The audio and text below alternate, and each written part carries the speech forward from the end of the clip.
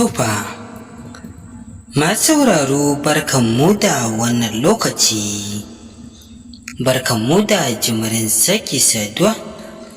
a cikin sharhin da muke tafa da shi a cikin gawurtaccen shirin nan na labari na akan wata turka-turka da yanzu haka ta kunno kai tsakanin Abba Galadima da kuma Kilishi da kuma Fulani har da sarki.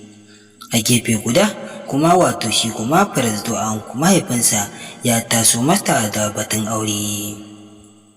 Shin babu shakka kana ganin cewa Firezdo a wannan lokaci akan wannan matsi da mahaifin nasa ya zo masa na aure, shin kana ganin zai aminta da Ikram ko kuma ba zai aminta da soyayyar Ikram ɗin da ta zo masa da shi ba? Sai dai babu shakka mutane da dama na ganin cewa babu shakka Firezdo ba zai taɓa soyayya da Ikram ba, musamman idan ƙwaƙwalwarsa da kuma zuciyarsa na tunano mai Sumayya,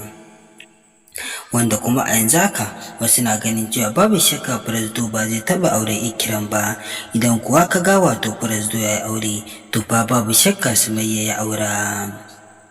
Sai dai kawo har yanzu kowa na ci gaba da faɗin albarkacin bakinsa akan yadda yake kallon wannan lamari zai kasance a cikin wannan shiri na labari na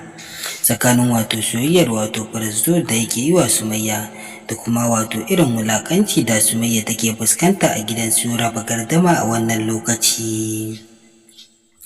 wanda babu shakka wasu na ganin cewa dole Sumayya za ta fita daga gidan su Raba Gardama, kuma babu shakka wannan fita da za ta yi to fa babu shakka a nan auren Firezdo da Sumayya zai kankama.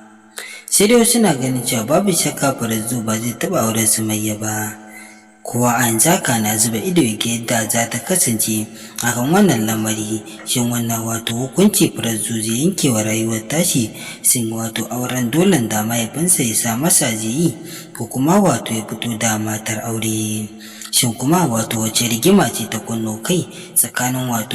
Raba Gardama da kuma Kilishi har da Fulani da mai martaba akan shi kanshi Raba Gardama?